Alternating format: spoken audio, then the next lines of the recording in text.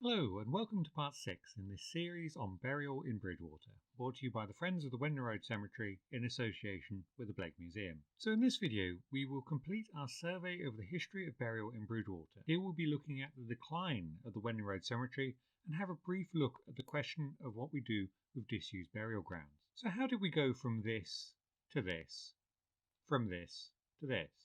Not long after the Wembdon Road Cemetery was formed in 1851 and had been in use for a few years, it had to be enlarged to provide more space. However, it was soon realised that the town would need a second large out-of-town burial ground in order to cope with demand. This led to the creation, in 1878, of the Bristol Road or St John's Cemetery.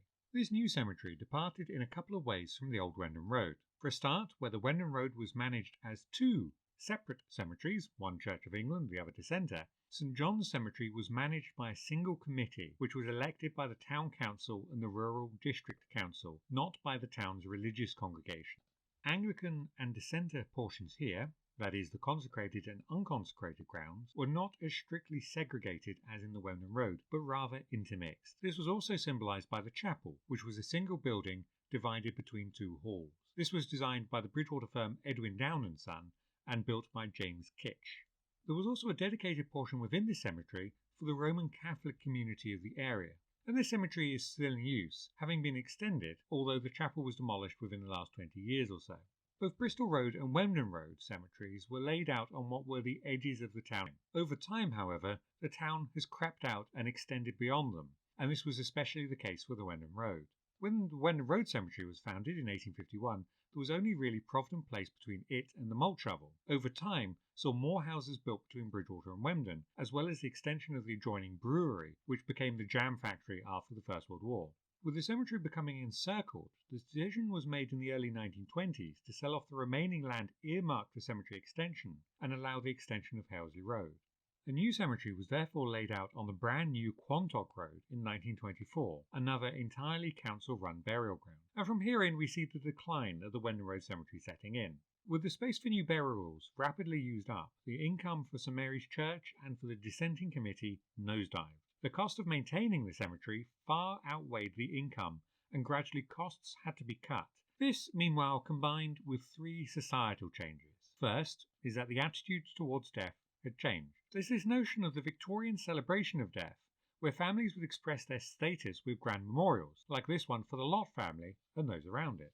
As the 20th century begins, and intensifying after the First World War, people turned away from this sort of grandiosity. We've already seen in a previous video the increasing trend away from the garden cemetery to the new lawn cemetery. And for individuals, this was expressed in a turn away from grand memorials like this to humble curb-set memorials like this. These, incidentally, are a devil to maintain and often fall victim to the council mower, but more about this another time.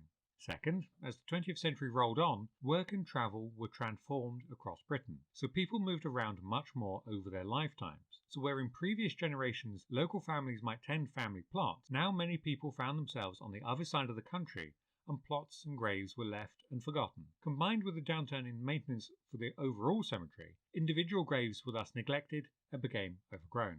Third and finally, with the advance in healthcare and the welfare state mentioned last time, people simply didn't need to think about death half as much as they used to.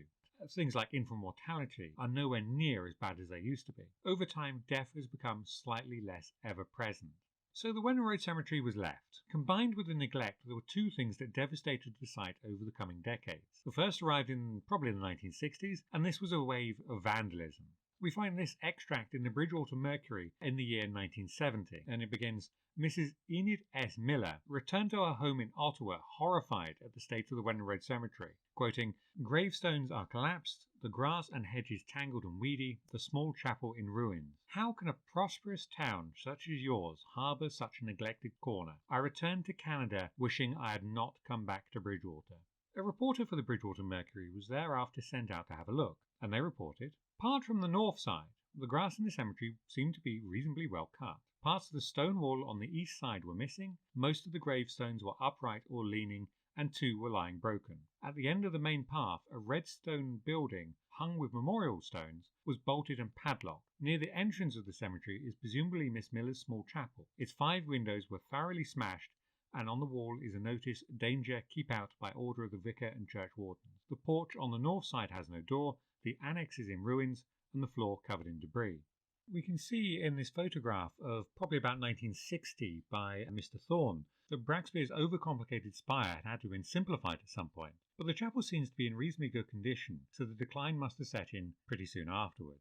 The Bridgewater Mercury in this report also asked local dignitaries for their opinion on the cemetery, and we get the report of Mr. N.J. Fisher, the borough engineer, who reported that the grass, which was uncut on the north side of the cemetery, was due to a lack of manpower. On the whole, he asserted that the cemetery was well looked after, and he pointed out that the re-erection of crosses, subsidence of graves, boundary maintenance, buildings, etc., were not the responsibility of the council. As for any vandalism, it was an open cemetery and anyone could gain admittance. Reverend B. Jackson, a curate of St. Mary's Church, stated that my own view is that I cannot honestly say that I think it looks any worse than any other churchyards, which is probably more a statement about the decline of churchyards in Britain at the time rather than whether the cemetery was in a bad state or not. Not long after this report anyway, the Anglican chapel was demolished. We've not been able to find conclusive documentary evidence for this so far, but the story I've heard is that the vicar of St. Mary's offered the ruin to any building contractor who would demolish it, and they'll then get to keep the materials free of charge. Now there's just a mound where it would have been, and apparently a lot of stone was taken away by some of the neighbours for use as rockeries. By 1985, both St. Mary's Church and the Dissenters Committee had thrown up their hands and have passed over their responsibilities of the site to Sedgemoor District Council. St. Mary's still technically own their portion of the cemetery, but by giving up responsibility of maintenance, this is just a formality. Sedgemoor District Council is therefore responsible for keeping the site safe and open to the public. They do not have responsibility for upkeep of the memorials, as that rests with the families. We can read more about the state of the cemetery in the Bridgewater Mercury on the 9th of October 1990, detailing how this neglect continued. And they state, "A gaunt and decaying chapel stands as a monument to vandalism in the middle of the crumbling and overgrown cemetery in Wembdon Road. Brambles interlaced with blackberries climbed the roof of the outside and broken tiles formed a crazy path within. Crude graffiti smeared the inside walls proved only that the vandals could spell the word Gothic. Rusted corrugated iron partly covered some windows, long denuded of glass. Others were partly shielded with smashed boarding. Squashed lager cans and crushed plastic bottles littered the floor, and burnt timber showed signs of a recent fire. A gravestone pushed on its back at the broken wall was in loving memory of Mary Ann Symes, who died in 1895.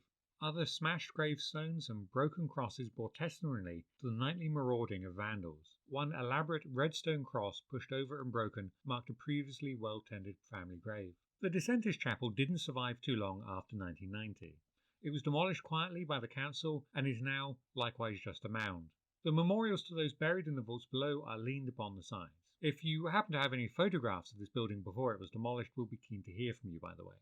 The second thing to devastate the cemetery after the youth vandalism was council-led. This was a policy, which seems to have been nationwide, of overzealous application of memorial testing and toppling. And I should stress that this was official policy back in the late 1990s, but is not the case today. For all that happened in the past, Sedgemoor District Council have been very supportive of Friends of the Cemetery since 2010 in our efforts to revive the place. I should also stress that, of course, if a memorial is unsafe, it should be toppled to avoid public danger. People have been killed by dangerous memorials in Britain, some as recently as only a year or two ago. Current practice is to test a memorial by hand. If there is any movement, it needs to be taken down immediately. If no movement is apparent, then it is safe to stand. These memorials, for instance, passed a test in 2019. But this policy, back in the 90s, was to use a pressure machine applied to the top of the memorial, and if any resistance was a certain metric, then the memorial was deemed unsafe. But this force applied to the memorial was akin to being struck by the force of a car, far more than can be reasonably expected. And this application was far too overdone, leading to a hugely destructive campaign of memorials being needlessly toppled, about 500 out of a total of around 1,500.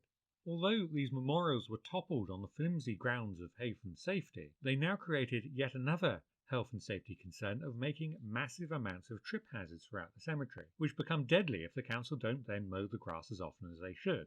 Here we see some of the mess left after the official destruction, and this was done in all the burial grounds in the district, the Bristol Road mentioned earlier being another example.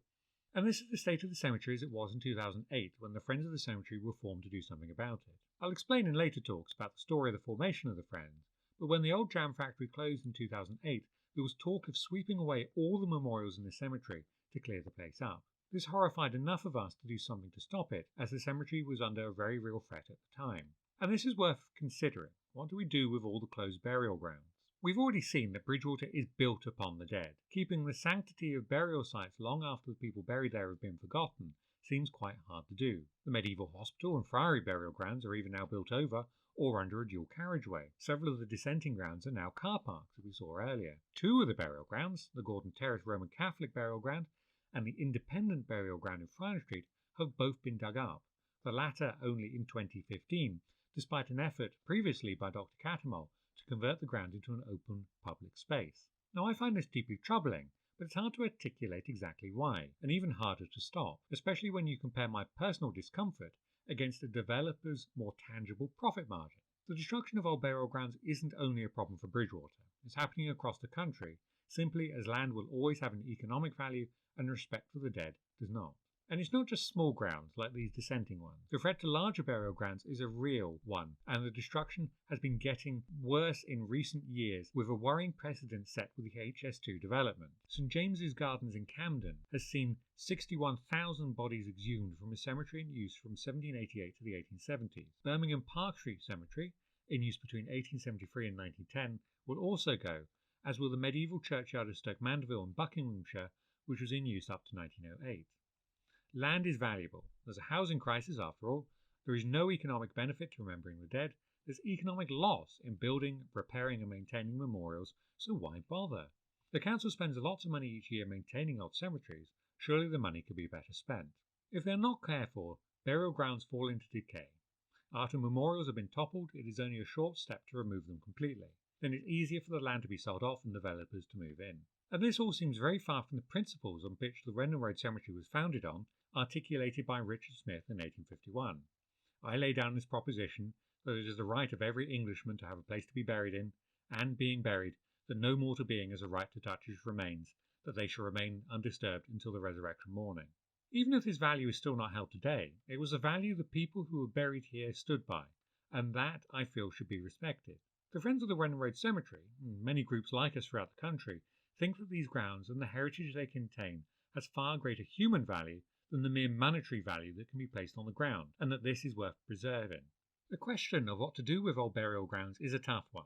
In the Wembdon Road Cemetery, the Friends are hoping to reverse some of the neglect, and on the one hand make the place appropriate for respect of the dead, while also making it a usable, pleasant, quiet park for the community. We still have a lot to do. Anyway, I shall leave things here for today. And this concludes this first run of videos on the history of burial in Bridgewater, and I hope it has been of some interest to you. Over the coming weeks, as I get the chance, we will now move on to look at some of the work and discoveries made by the Friends since 2010. But you can also look forward to more videos and talks about the history of Bridgewater and its people to complement these. Next time I'll be returning to look at the town's plague pits, to correct some errors from previous videos, and to answer a few questions that have come in since then. As always, you can support the Friends by becoming a member, by buying one of our books, and subscribing to this channel. Wishing you all the very best.